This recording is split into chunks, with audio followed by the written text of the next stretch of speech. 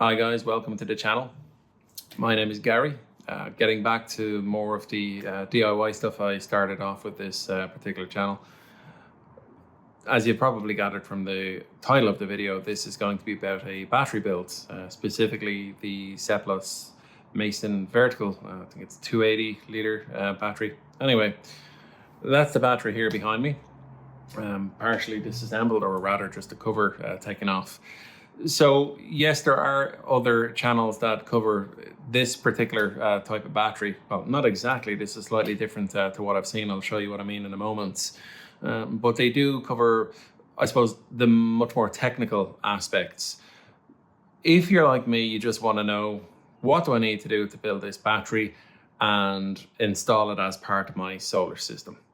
So that's really what the focus of this video is going to be. Well, this video is just going to be putting the battery together. I'm not going to go through every little detail. I'm just going to cover the summary details of what you actually need. So I'm going to show you this case and what comes with it, and then how to put it together. After that, there will be an install. It's not going to be part of this video because that's going to be, probably a week or two away before I actually get around to doing that. And further down the line, I will be adding additional batteries to my system.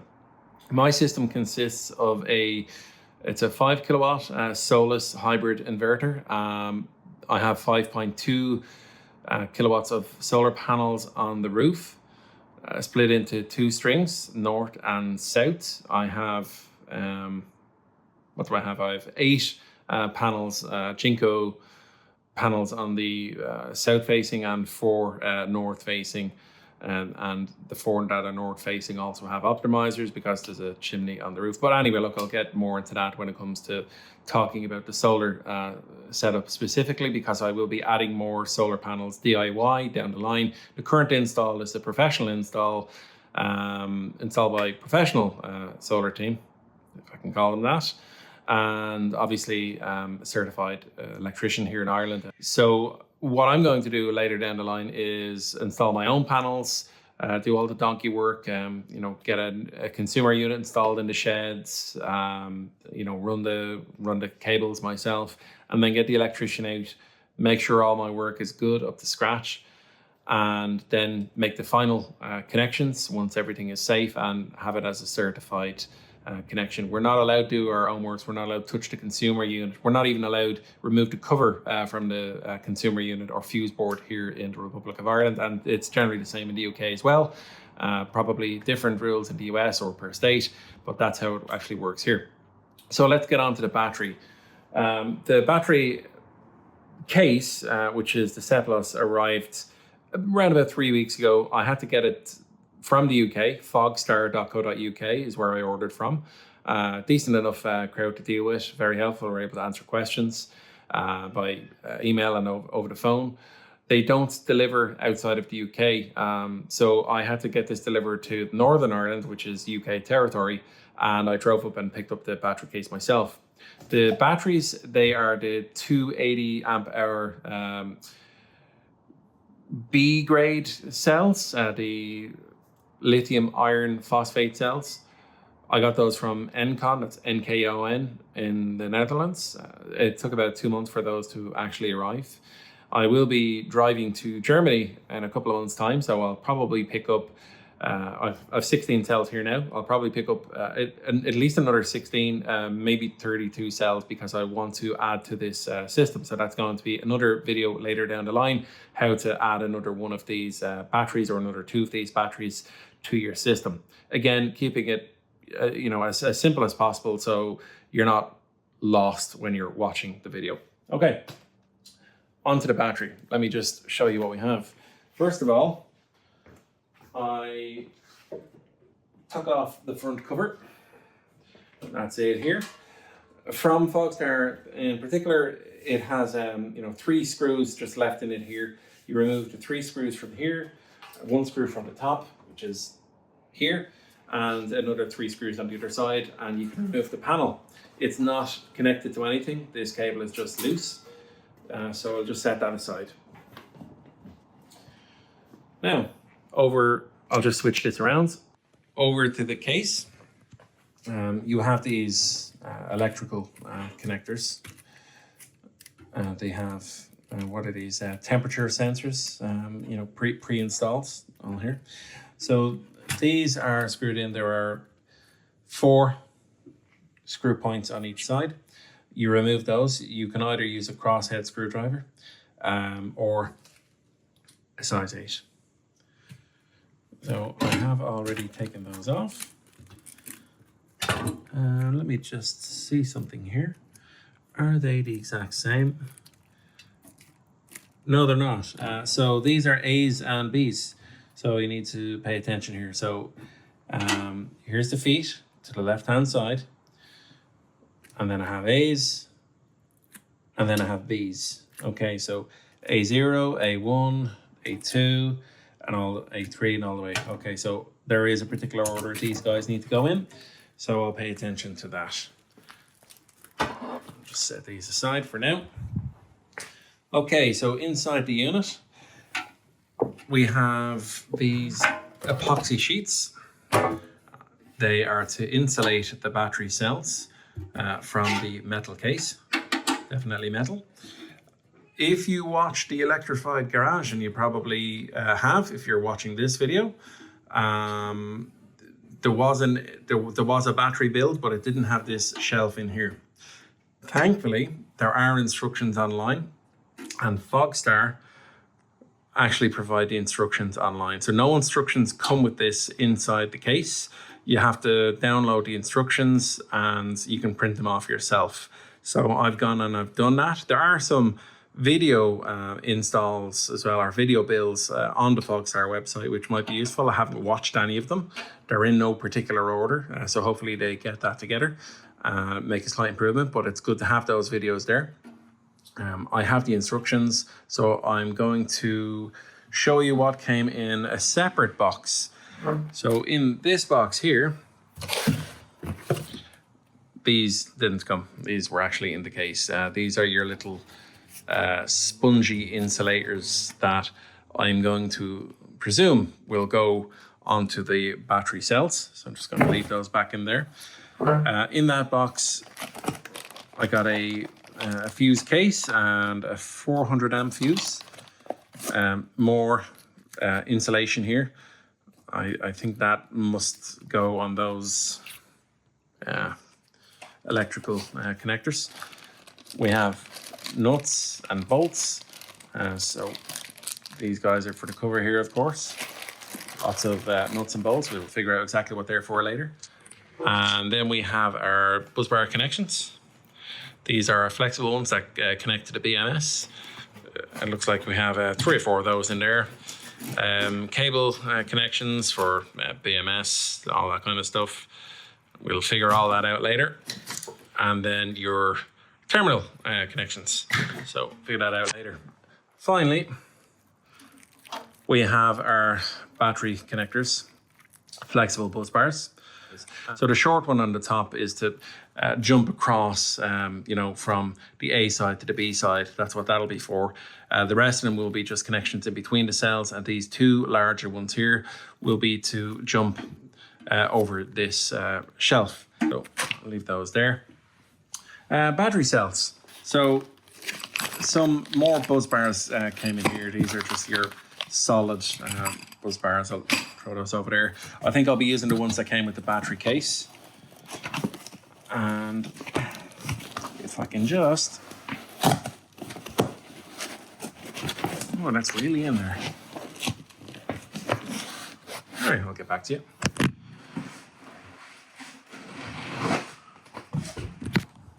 Now, these are the cells that came from Encon. Nice and heavy. These guys weigh about 5 kilos each, so don't drop them on your toes. There we are. 3.2 volts, capacity 305 amp hours. So I should end up with around about 15 kilowatt hours of battery storage. And my plan is to have at least 30, ideally 45 before the end of the year. I will be driving to Germany to pick up my son from college in a couple of months to bring him home. So I'll be passing through the UK. I'll be driving over there, driving through the UK, driving literally right past MCon. So I'm going to take advantage and I'm going to pick up at least one battery case and 16 more cells, or maybe 2 battery cases and 32 more cells. All right, so I've printed off the instructions available on the Fogstar website, and I have installed these fiberglass sheets. So I'm going to take the next step. I'll be back in a moment. So just test fitting the batteries here, just the cells that are going into the bottom. And what I found is you're not going to be able to get foam padding in between everything as stated in the instructions. This is where you should ignore instructions provided. Don't install the upper epoxy sheets until the bottom batteries are in place. When you have the lower cells installed, you should use the middle plate and you can compress them. You can now install the upper epoxy sheets and cells using the top plate to compress the upper cells to the middle plate. You're also going to put these little plastic pieces in between the foam as well, as you can see here. So you have foam and then these little plastic strips. And what I think will happen here is, because this is tight here getting this last cell, it just makes it possible to be able to press that last cell into place. I think without those plastic guides, it would be a lot more difficult to press that cell into place. So that's quite tight now, and that's not going anywhere. I wouldn't be able to remove that cell very easily anyway. It would take quite a bit of force. So I'm going to fill up this here, and before I actually place these last cells into position, of course, I'm going to make sure that they're all in the right order. So starting from, if you're looking at the feet here on the left hand side, so the top one, it's going to be black, gray, black, gray. And then from the lower corner here, it's going to be gray, black, black. So as per the instructions here. All right, so the first 8 cells have been installed in the bottom of the unit. I picked myself up one of these fancy Uni-T clamp meters, and I thought I had a problem with the batteries here, so just checking the DC voltage, and I'm not getting anything really from the battery. I've checked all of the cells and there's almost no change at all. So I went and got my trusty, dusty old meter, set it to DC 20, and let me see if I can get a read here. There we go. We're at 3.11.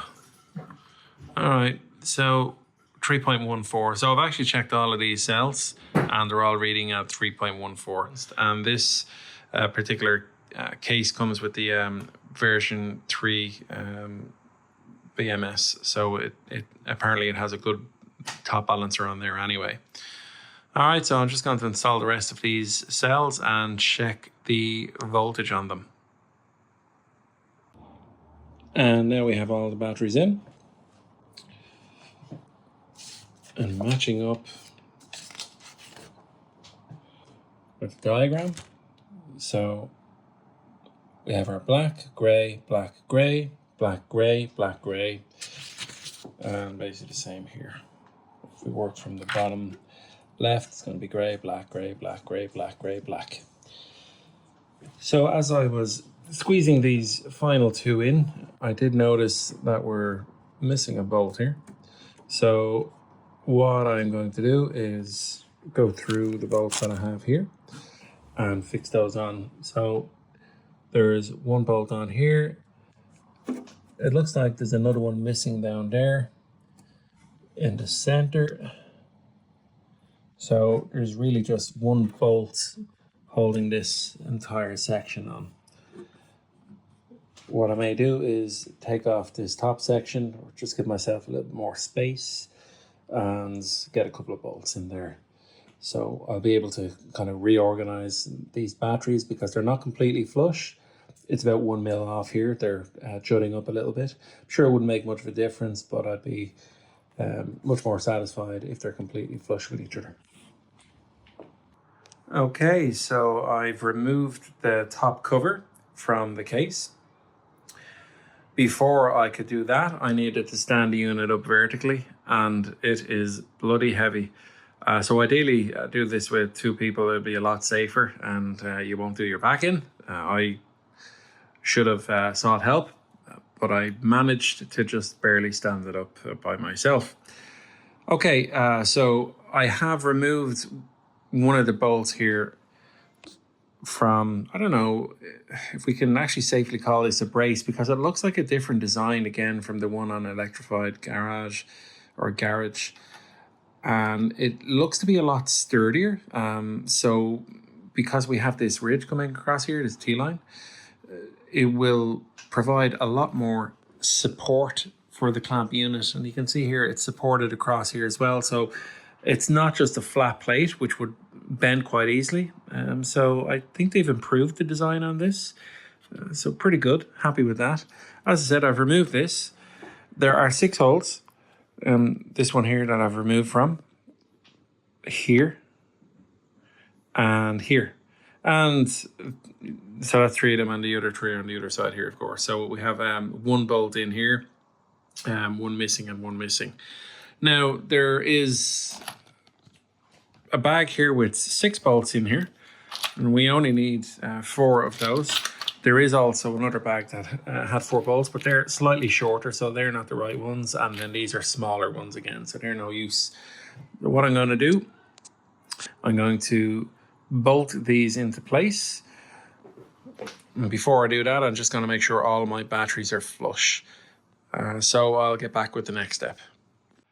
And I had to lay it back down, of course, to get the next step done. So here we are in place. The next step is to install the buzz bars. So we have 3 different types. We have SFN1, we have 12 of those. We have SFN11 and SFN13. The SFN11 is the joiner over here between these 2. Just for now, I'm going to leave that one disconnected. And these SFN13s, these 2 here, they just go across the shelf. So I'll put those in the center there, get those out of the way, and I'll start installing the rest of the bars. Like so. As you can see, we go right up to the edge.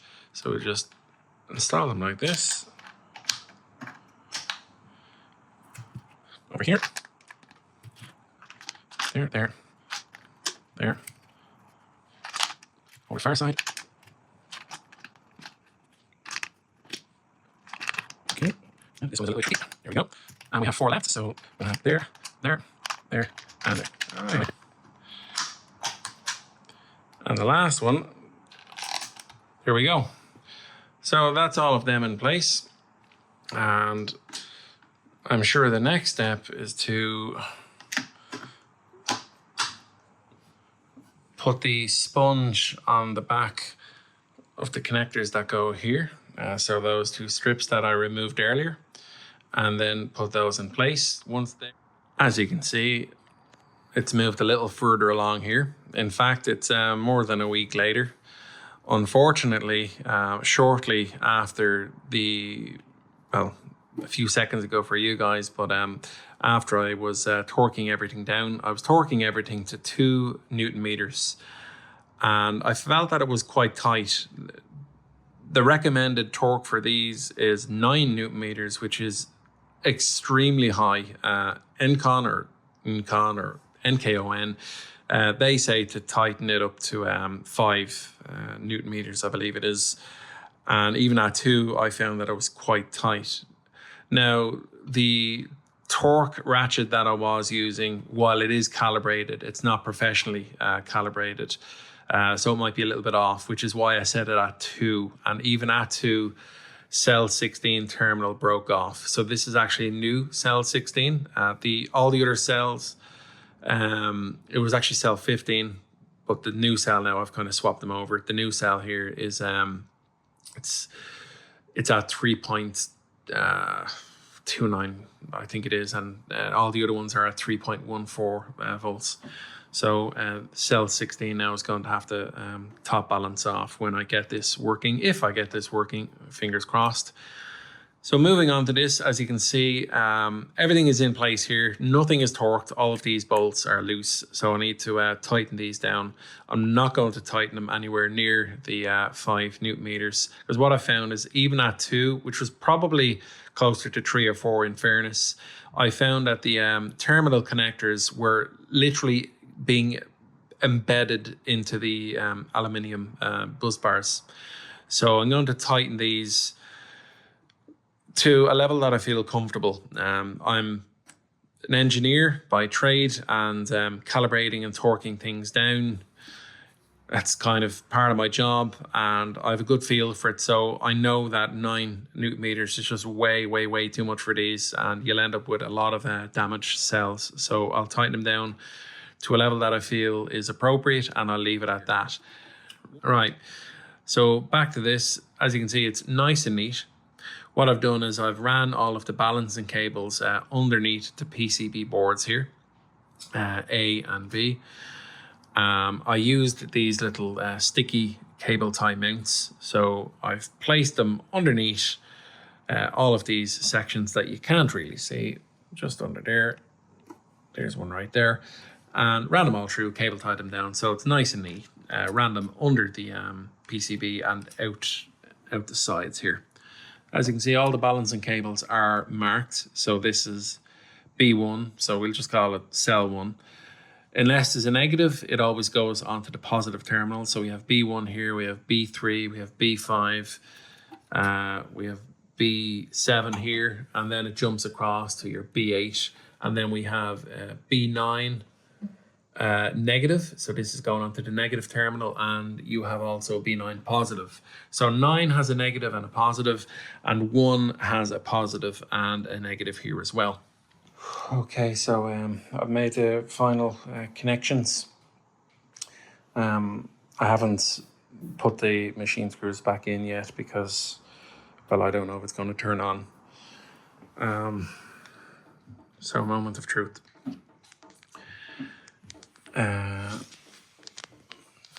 So under here, we have the on-off switch and power button, or balance switch. So I'm just going to reach under here. Let's see what happens. Please, please, please. On. Yes. Okay. Brilliant. Pack voltage 52.68. I believe the state of charge has to be, well, kind of calibrated. Now, also so I'm just going to press the button for the balancer. And I don't know if that'll actually do anything, but I've pushed it. No warnings. We're in run mode. Fantastic. Really happy with that. So I'm going to see if there's any lights happening with the balancer. If there is, I'll just take a short video of that. If there's no LEDs on the balancer, I'll check online, see where we are. I have some materials arriving later on in the week to build a cabinet, because hopefully I'll be mounting this on the wall.